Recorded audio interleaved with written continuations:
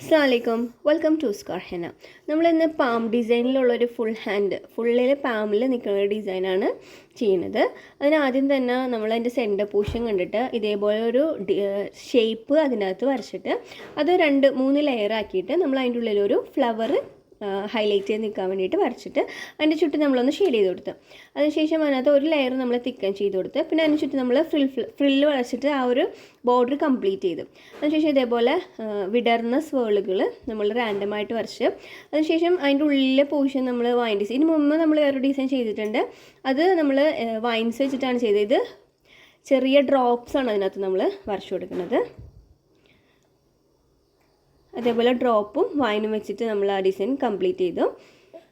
ഇത്രയാണ് പാമ്പിൻ്റെ ഉള്ളിൽ വരുന്ന പോർഷൻ. പിന്നെ നമ്മൾ ഫിംഗേഴ്സാണ് ചെയ്യുന്നത്. ഫിംഗേഴ്സ് സിമ്പിളായിട്ടുള്ള ബോർഡർ ഡിസൈനും പിന്നെ അതേപോലെ വൈനും ചെറിയ ചെറിയ എലമെൻറ്റ്സ് വെച്ചിട്ട് നമ്മൾ കംപ്ലീറ്റ് ചെയ്യാണ് ചെയ്തത്.